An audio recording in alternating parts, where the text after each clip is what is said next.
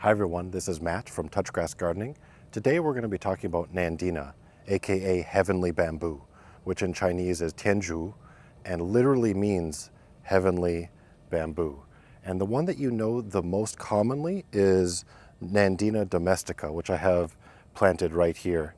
It's known for its distinctive colors that change throughout the season, and then also its bright red berries that show up around holiday time. And this is something that will get to about 2 to 3 feet wide and then about 8 feet tall. So I'm planting it here as a privacy hedge on the back side of my yard. And the reason I chose it is because it's extremely hardy. It's right around really mature trees. And so the roots from the mature trees shouldn't really bother it, and haven't for the year and a half that I've had it planted here. And also it's good in both sun and shade. In particular, this part of my yard is pure shade, so it hardly gets any sun except in the winter. And so you can see there's a big mature oak tree right next to it, and that blocks out the sun for most of the year. And I was looking for something that would still grow to be about 8 feet tall, but would do well in shade and give multicolors throughout seasons. And so Nandina domestica is the most common type of Nandina, but what I've found out recently is that there's other types of Nandina that are smaller and are different colors, but still have the positive characteristics of Nandina, which is the hardiness and the ability to thrive in both sun and shade.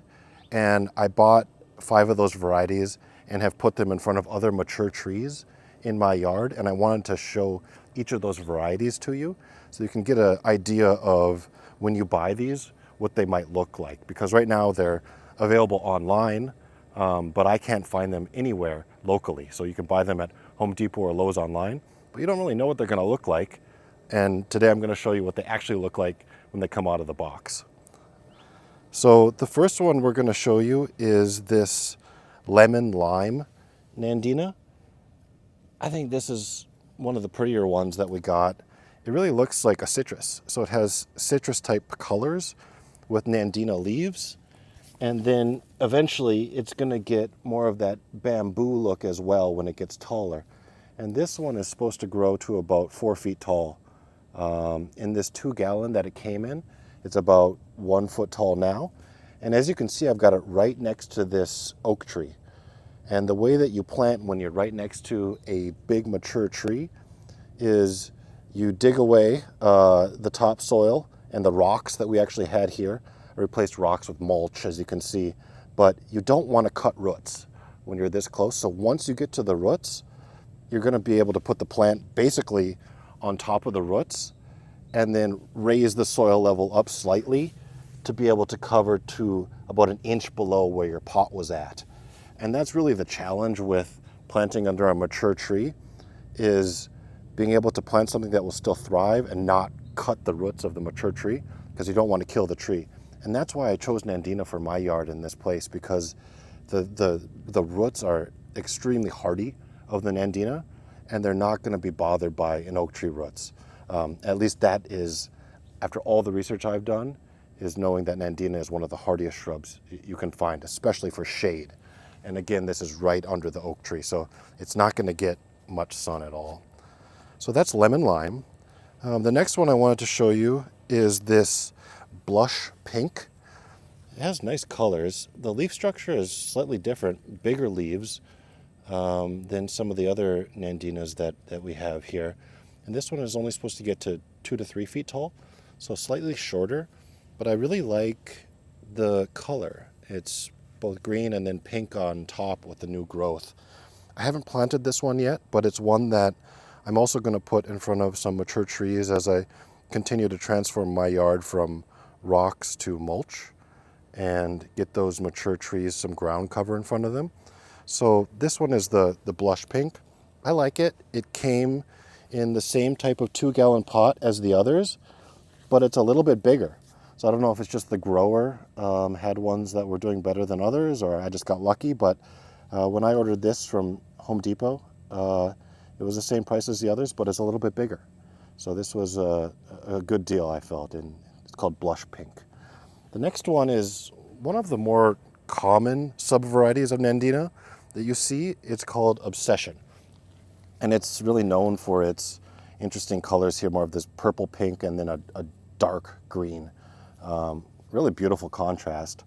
And this is probably the second or third most popular Nandina that you'll see in people's yards or online, just because of the interesting variance in color. So I haven't quite found a spot for this in my yard yet, but I'm looking forward to it because it's such an interesting contrast and colors that you don't often see here in Arizona, which is like that dark green and purple. Mostly what we see here is citrusy colors, so it's nice to get something different, especially that'll contrast as ground cover in your yard. So this is called Obsession Nandina. The next one I'll show you is one I already planted. This is probably the one I was most looking forward to when I ordered it. It's called Twilight. So it's supposed to get quite bright pink bamboo stalks as it grows bigger. Right now it looks a little bit rough. I think it got some damage in transport, and it doesn't really have any of the pink stalks that you see in the advertisement on the website, but it's still healthy. Nandina is really hardy, so I'm not that worried about it in the long term. I just put it in the ground as soon as I could. Same situation in front of this ash tree where there were, roots, big mature roots everywhere. It's going to be in shade most of the year, and then I raised the ground level about 6 inches and made sure not to cut any of those roots. So I think this is going to be perfect here as I continue to have this kind of privacy hedge in the back of my yard with both ground cover and then the real bamboo in the back. And then the last variety that I'll show you is different than the others in a lot of ways, in that it's also the smallest variety. So it only grows 1 to 2 feet tall. It's called Flirt. So right now it's this darker green, but it turns bright red, kind of like Nandina domestica, as the seasons change, but it's much shorter. And it doesn't have kind of the spreading habit of Nandina domestica.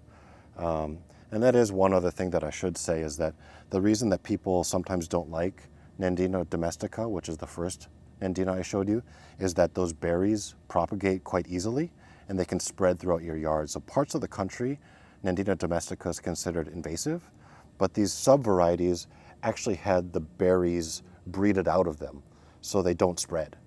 And that's why it's easier to plant them in mulch like this, because it's not going to spread all over the place because it doesn't have those berries. But again, you don't get the beauty of those berries when they change in the holiday season. But for this Flirt, I'm looking forward to it changing red as well. I think it'll contrast well right up against this clumping bamboo that I have back here, and then this silk floss tree, which has these beautiful spikes near the back of my backyard, which I really love. I'm looking for more contrast in this area because it's quite green. So I was looking to put something a little brighter red as the seasons change, and I went with this Flirt Nandina. So this is the Nandinas that I recently purchased. These were the ones that were available online. I went to a nursery in California about a year ago, and I saw a few different Nandinas there, and I sort of regret not buying them. So finding them online was, I felt like I was happy when I saw that, so I just ordered a few of each of them to see what they'd look like. And again, at Home Depot or Lowe's, you can just return them if you don't like it, or if it doesn't do well within a year. So it's super easy to plant something like this. And again, these are super hardy, wonderfully different color plants, and they do well in lots of different climates. So I really like Nandina. I'm having this entire back hedge of my yard being different types of bamboo. Nandina isn't officially a bamboo, but it looks like one. So the ground cover in the front is going to be mostly Nandina, and then in the back will be this clumping tropical bamboo, all coupled around these large mature trees as they continue to develop. And these are all, the oak, the ash, the silk floss will be 30 feet plus. So it'll give a nice contrast throughout the back of my yard, and in time create a hedge, which is really what I'm going for. So I hope this was helpful for you to differentiate what Nandina might be the one that you want if you don't want to order all 5 like I did. But for me, I've really liked planting Nandina. I've liked working with it, and I hope you get a chance to do so as well. So thank you for watching this video. Hit that like button and subscribe to my channel if you enjoyed it. Thank you so much.